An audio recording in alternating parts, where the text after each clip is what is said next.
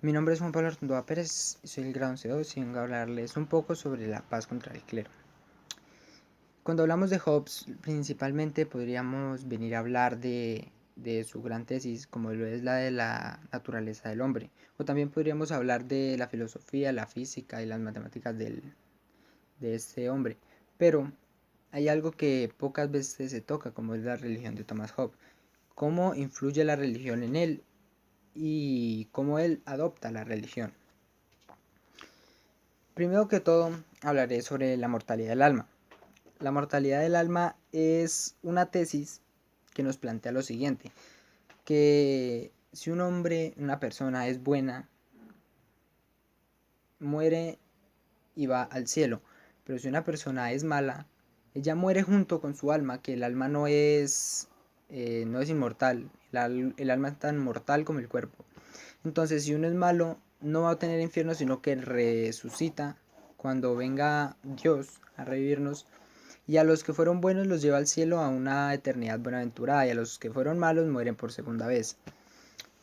Esto genera un problema político en la época, pues por ejemplo, habían diferentes como partidos, como eran los Win, los niveladores, los excavadores, que muchos de ellos también planteaban esas tesis. Por ejemplo, Hill y Overton eran otros dos mortalistas que planteaban estas tesis.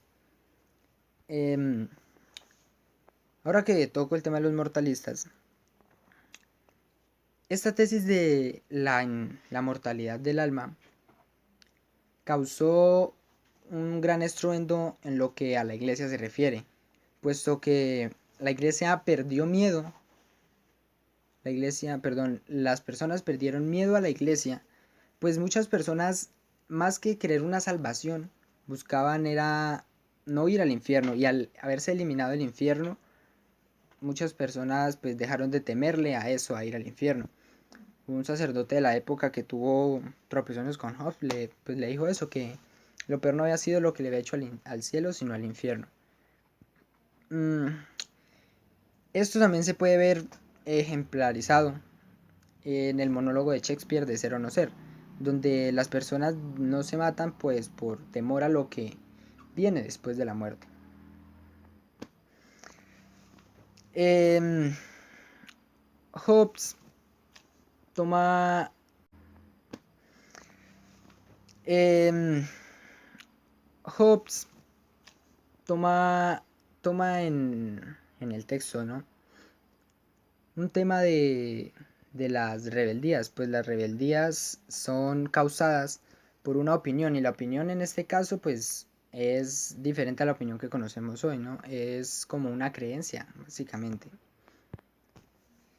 Ahora, para tocar bien, tenemos la tesis antiaristotélica de Hobbes. Pero, ¿cuál es la tesis antiaristotélica? Aristóteles plantea que el hombre es un ser sociable por naturaleza, que el hombre solo puede llegar a ser feliz si se encuentra en una sociedad con otros seres humanos. Pero Hobbes plantea algo totalmente contrario. Hobbes dice que el hombre es egoísta y siempre busca el bien propio. El hombre no es social. El hombre siempre va a buscar beneficio propio sin pensar en los demás y en el daño que le pueden causar a los demás. Por eso,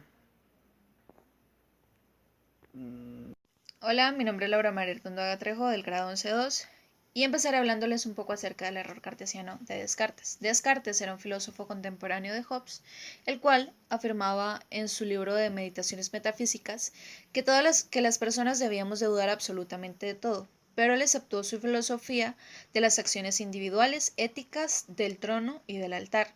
Por su parte, Hobbes se centró en esto, lo cual él veía muy importante. Él decía que el error se centraba en la desobediencia hacia el soberano, desobediencia que provocaba revueltas, y las revueltas eh, eran provocadas gracias al descontento legítimo del poder. Pero si hablamos acerca del legítimo poder, no estaríamos hablando del rey, sino, según Hobbes, un ente oculto en la política, el cual manipulaba las conciencias de las personas, colocándolos en contra del Estado. Pero estas revueltas no serían gracias a la ignorancia ni a la desobediencia generalizada, sino por medio de este ente oculto que estaba en la política, el cual Hobbes dice que es la casta sacerdotal.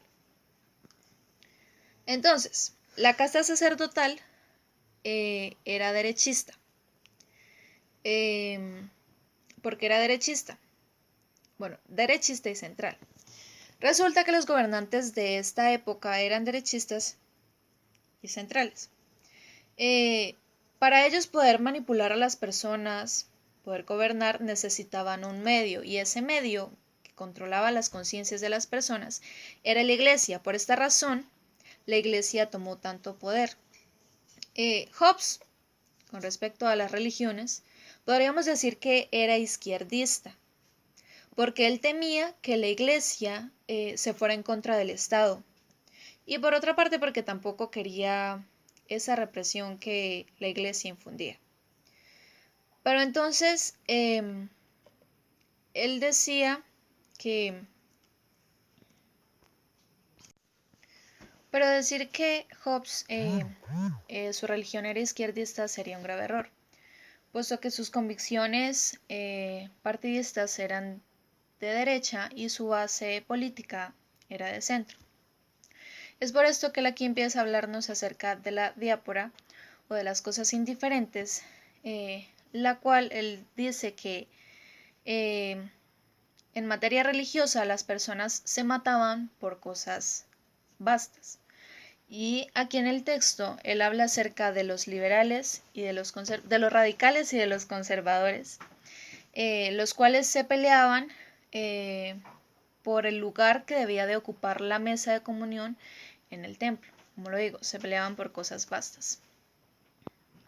Entonces, partiendo de la diáspora, las cosas indiferentes, se divide en dos.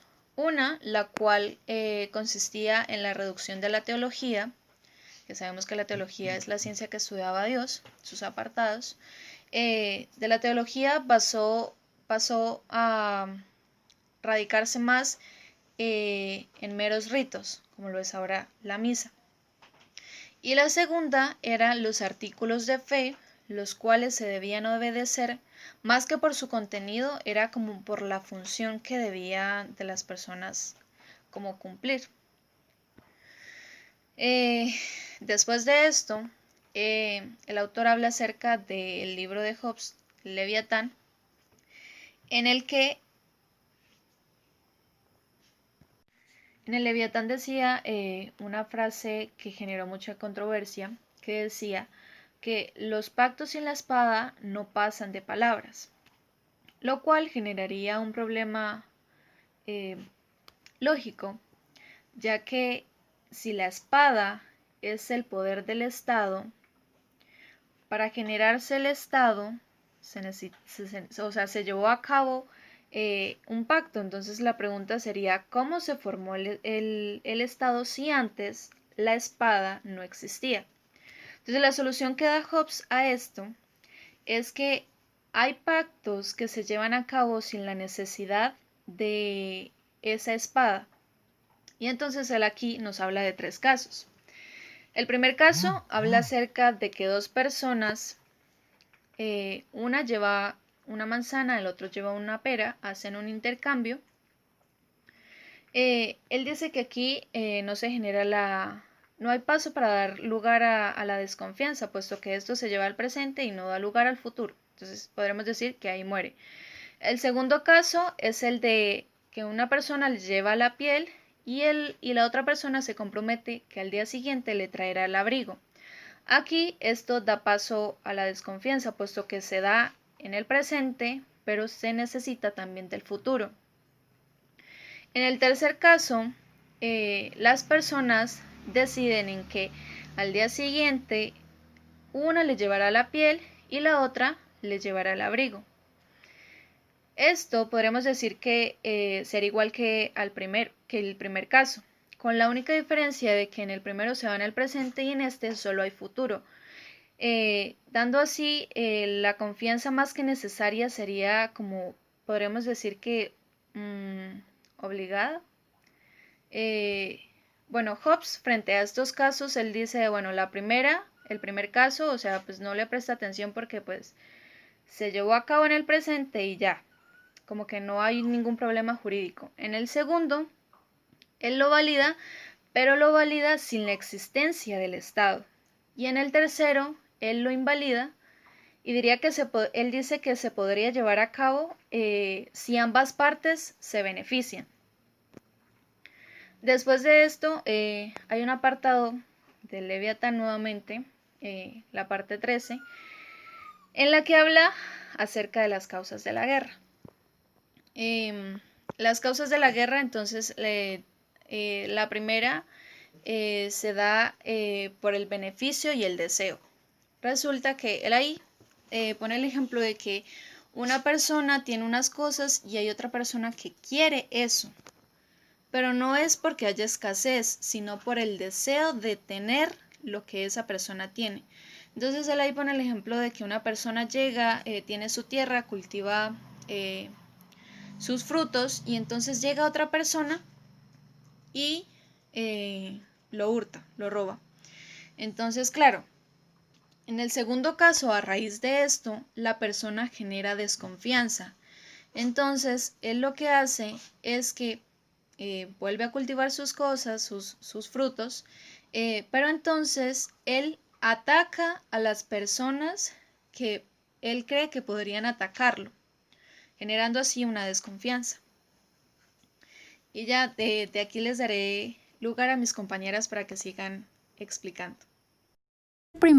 Después de hablar del primer y segundo momento nos vamos a Covenants, que es otro tema que también tratan bastante, y acá nos llega algo súper importante, y es que se dice que es necesario vestir la promesa. ¿Y cómo así que es necesario vestir la promesa? Sí, se necesita confiar a la fuerza pública su cumplimiento, y esto cómo se hace, pues se da que la palabra se convierta en un acto, lo que quiere decir que la palabra dada se convierta en un acto o en un cumplimiento, valga la redundancia.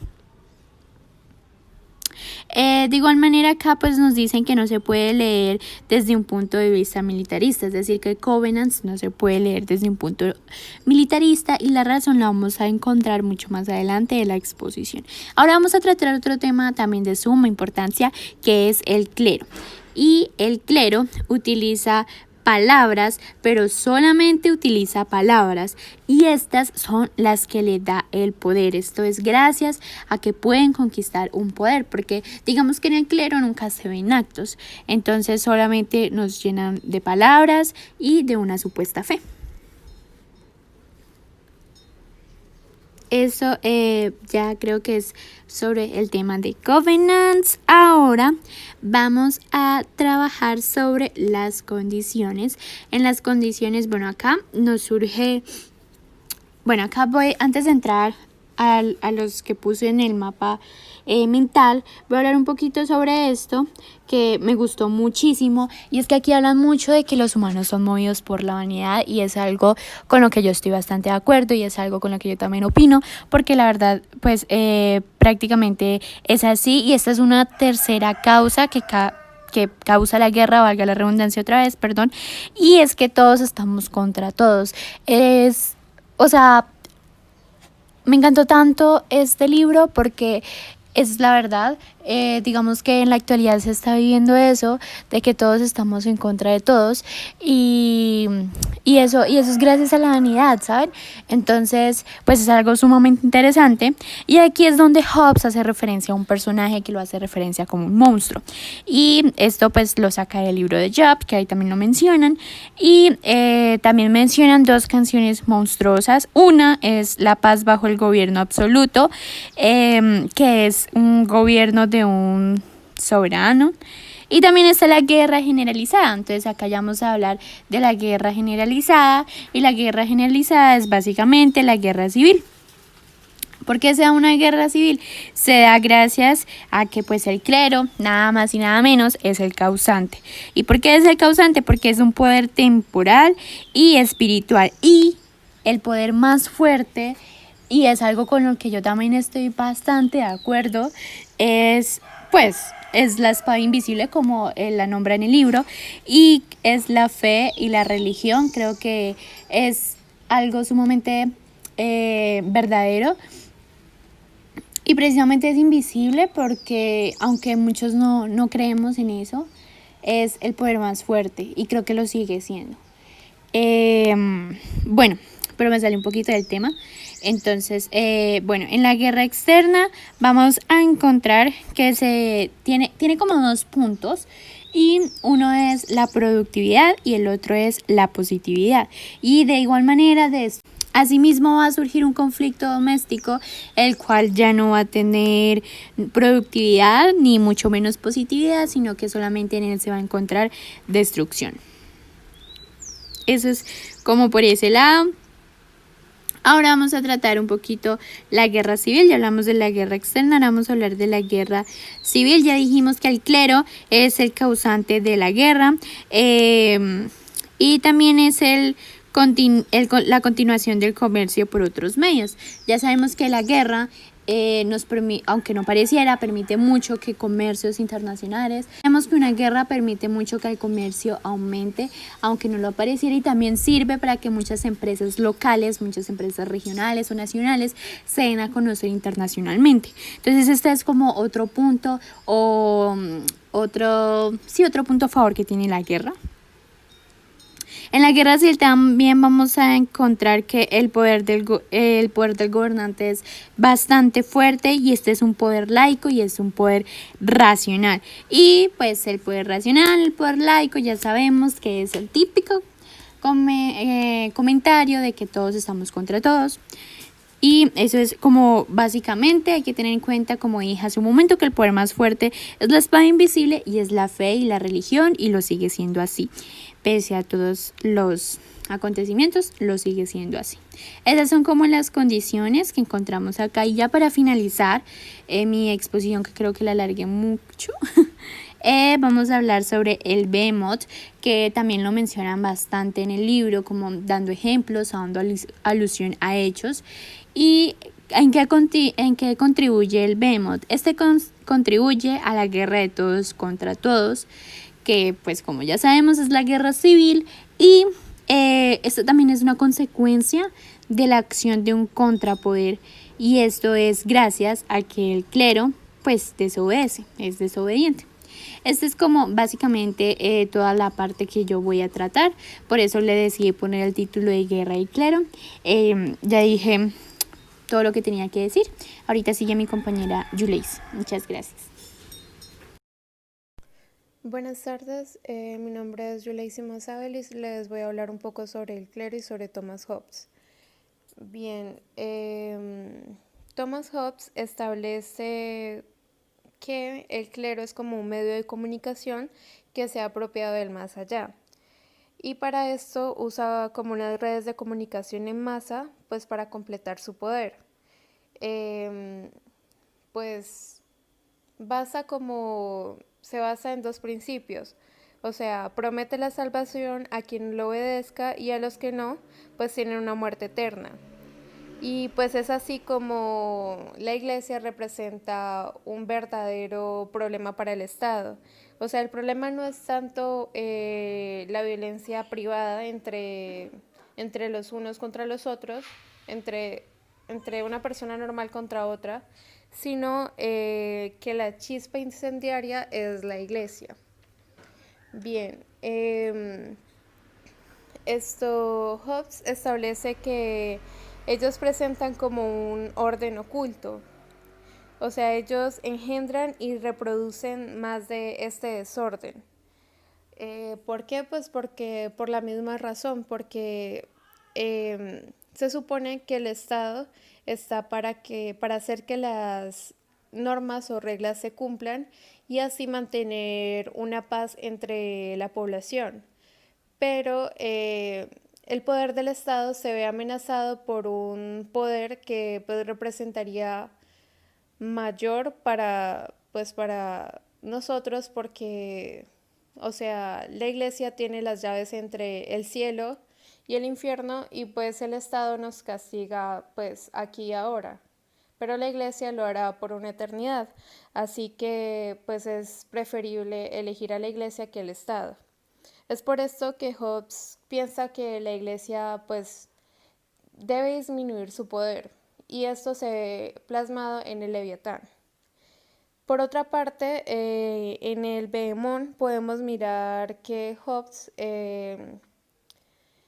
ataca a los presbiterianos, o sea, a los protestantes. ¿Por qué los ataca? Porque Inglaterra está a punto de estallar en una revolución inglesa, en la revolución inglesa.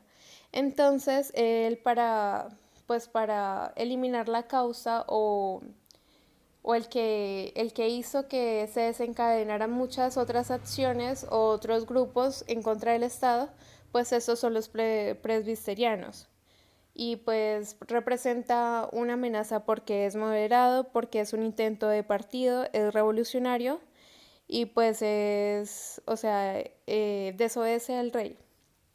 Bien, también dice que Roma le prestó como su modelo al presbiterio y este lo aplica de una forma escocesa. Bien, después el autor nos hace como un repaso sobre la vida de Thomas Hobbes y empieza diciendo que él nos escribió el Behemoth a sus 80 años. A los 40 años hizo la traducción de Historias de la Guerra de Poloneso, de Tucídides, que pues de ahí aprende que lo peligroso que puede ser desobedecer a un soberano, que lo miramos muy impregnado en sus obras.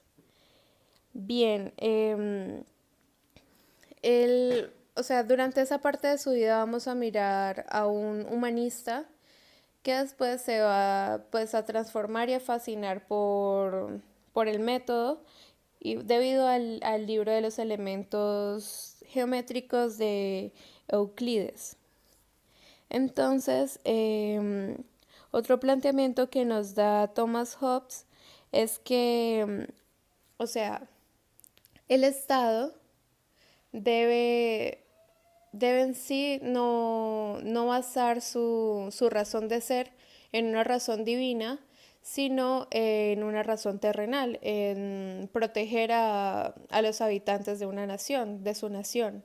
Entonces, esto causa como un descontento en los monarquistas.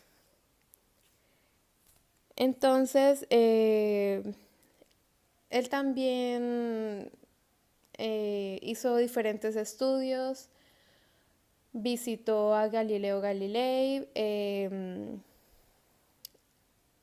opinó respecto a